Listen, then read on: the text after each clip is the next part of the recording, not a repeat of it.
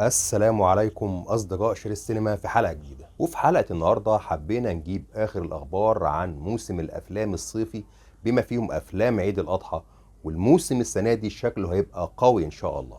ومن غير كلام كتير كالعادة بسرعة نبتدي حلقتنا.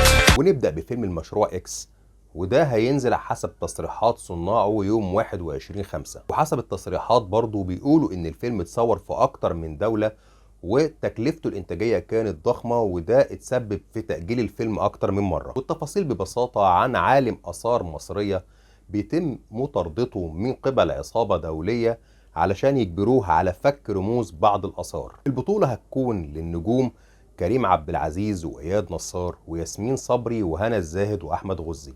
التأليف والإخراج هيكون لبيتر ميمي. ونروح سريعا لفيلم أحمد وأحمد، واللي برضو التصريحات بتقول إن هو احتمال ينزل على يوم 4/6، واللي قصته بتدور عن أحمد فهمي اللي بيقرر إنه يرجع مصر بعد سنين قضاها في الخارج، لكنه بيتفاجئ لما بيعرف إن خاله أحمد السقا اتصاب في حادث غامض. ومع توالي الأحداث بيكتشف مفاجأة كبيرة بإن خاله يعتبر هو العقل المدبر لعصابة إجرامية شديدة الخطورة، وبيكون عليه إنه يكمل المسيرة ويقود العصابة دي لحد ما خاله يستعيد ذاكرته وصحته. البطولة هتكون لأحمد السقا وأحمد فهمي، غادة عبد الرازق وجيهان الشماشرجي وحاتم صلاح. التأليف هيكون لأحمد درويش والإخراج لأحمد نادر جلال. ونستنتج من كده إن فيلم أحمد وأحمد هيكون بطولة أحمد وأحمد وتأليف أحمد وبرضه إخراج أحمد.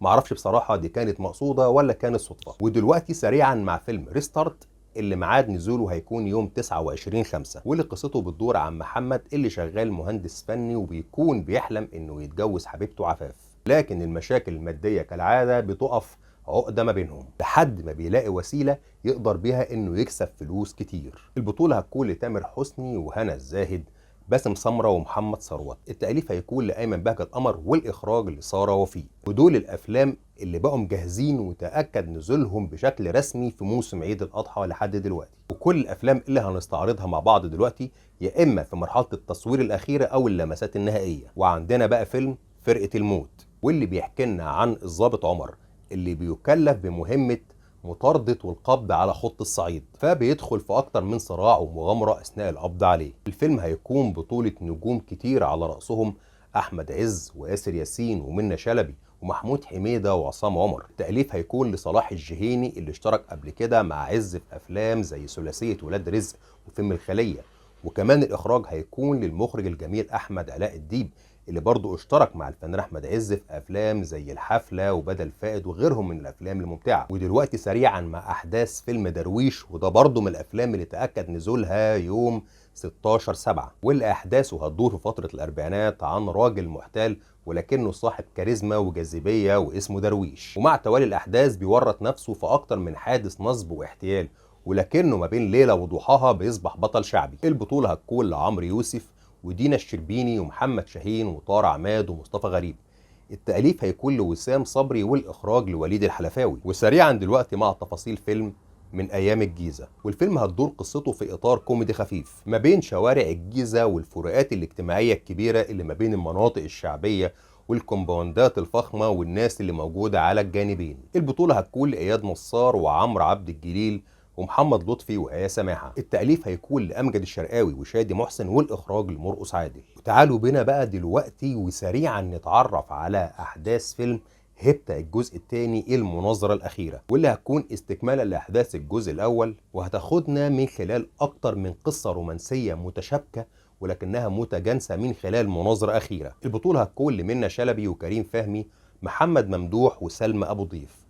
التأليف هيكون لمحمد صادق والإخراج لهادي الباجوري. وتعالوا سريعا دلوقتي للفيلم اللي سمعنا عن تصويره من مدة زمنية كبيرة وكل شويتين يتوقف ويستكمل تصويره تاني، وهو فيلم أسد، واللي هنرجع معاه بالتاريخ لحد سنة 1280 عشان نرجع معاه لفترة ثورة العبيد من خلال شخصية علي بن محمد الفارسي، واللي اتباع في سوق العبيد علشان فيما بعد يقود الزنوج علشان يتمردوا على الجيش العباسي. البطولة هتكون لمحمد رمضان ورزان جمال وماجد الكدواني، والتأليف والإخراج هيكون لمحمد دياب. وسريعا دلوقتي تعالوا نتعرف على أحداث فيلم الشاطر، واللي أحداثه هتكون ممزوجة ما بين الأكشن والكوميدي لشخصية الشاطر اللي شغال دوبلير وبيقوم بالحركات الخطر لكبار المشاهير، ومن خلال أحداثه هنتناول المفارقات الكوميدية اللي بتحصل له. البطولة هتكون لأمير كرارة وهنا الزاهد، عادل كرم ومصطفى غريب. التأليف هيكون لأحمد الجندي وكريم يوسف، والإخراج هيكون لأحمد الجندي. وتعالوا بينا دلوقتي نتعرف على الفيلم اللي سمعنا تصويره من فترة كبيرة جدا، وهو فيلم روك الغلابة، عن قصة بنت من حي شعبي بتتمتع بلياقة بدنية عالية، وده اللي بيخليها تشتغل حارسة لأحد رجال الأعمال، واللي بينتج عن كده طبعا أكتر من مفارقة كوميدية خلال الأحداث. البطولة هتكون لدنيا سمير غانم ومحمد ممدوح ومحمد ثروت. التأليف هيكون لكريم يوسف والإخراج لأحمد الجندي. وسريعا بقى دلوقتي نتعرف على أحداث الفيلم اللي شكله كده هيكون فيلم جامد، وهو فيلم برشامة، عن قصة شاب بيواجه ضغوطات اجتماعية كبيرة، فبيضطر انه يهرب من الواقع اللي حواليه من خلال انه بياخد احد الادوية عن طريق تناول برشامة، وبينتج عن كده اكتر من مفارقة غريبة لكنها كوميدية جدا. البطولة هتكون لهشام ماجد ورهام عبد الغفور وباسم سمرة وحاتم صلاح ومصطفى غريب. التأليف هيكون لخالد وشيرين دياب، والإخراج هيكون لخالد دياب. ونوصل دلوقتي للفيلم اللي أعلنا عن بدء تصويره أكتر من مرة في القناة، ولكننا برضو لسه على امل انهم يبتدوا تصويره قريب، وهو فيلم الجواهرجي. وفي اطار كوميدي هيدور الفيلم عن جواهرجي دايما بيتعرض لمصائب وكوارث بسبب زوجته، وبيجمع الفيلم النجمين الكبيرين محمد هنيدي ومنى زكي من اخر مره اشتغلوا فيها في فيلم صعيدي في الجامعه الامريكيه عام 98، وهيشاركهم الفيلم احمد صلاح السعدني والنجمه لبلبه، ودول برضو اشتركوا مع الفنان محمد هنيدي من فتره كبيره جدا في فيلم وش اجرام، وكمان بيشترك معاهم النجمة ريم مصطفى. التأليف هيكون لعمر طاهر والإخراج لإسلام خيري. وتعالوا سريعا دلوقتي نتعرف على أحداث فيلم الغربان، واللي أحداثه هتدور في فترة الأربعينات، وتحديدا أثناء الحرب العالمية الثانية في الصحراء الغربية، وقبل دخول القائد الألماني رومل لبدء معركة العالمين بيوم. البطولة هتكون للنجوم عمرو سعد ومي عمر وماجد المصري وأسماء أبو اليزيد. التأليف والإخراج هيكون لياسين حسن. ونختم دلوقتي بواحد من أقوى الأفلام المنتظرة، وده أكيد هو فيلم الكلاب السبعة أو 7 دوجز، واللي هيدور عن عميل الانتربول خالد العزازي، واللي بيتعاون مع غالي أبو داود، واللي كان أحد أفراد عصابة الكلاب السبعة لتجارة المخدرات، علشان يساعدوا في الإيقاع بأفراد العصابة، وفي المقابل هيبعدوا عن مخاطر عديدة. البطولة هتكون مع نخبة كبيرة من النجوم طبعا، على رأسهم كريم عبد العزيز وأحمد عز، بالاشتراك مع النجم السعودي ناصر القصبي، وكمان منى شلبي وهنا الزاهد وطارق عماد. القصة هتكون لترك آل شيخ، والسيناريو والحوار لمحمد الدباح، والإخراج للمخرجين العالميين عادل العربي وبلال فلاح. وبكده تكون خلصت حلقتنا، وارجو لو الحلقه عجبتكم يا ريت لو تشتركوا في القناه، ويا ريت كمان لو تشتركوا في صفحتنا على الفيسبوك، هتلاقوا اللينك بتاعها موجود اسفل خانه الوصف. وما تنسوش انكم تفعلوا جرس التنبيهات علشان يوصلكم كل جديد باستمرار، وما تنسوش كمان انكم تدعمونا بلايك وبشير، واستنونا في حلقه جديده من شريط سينما.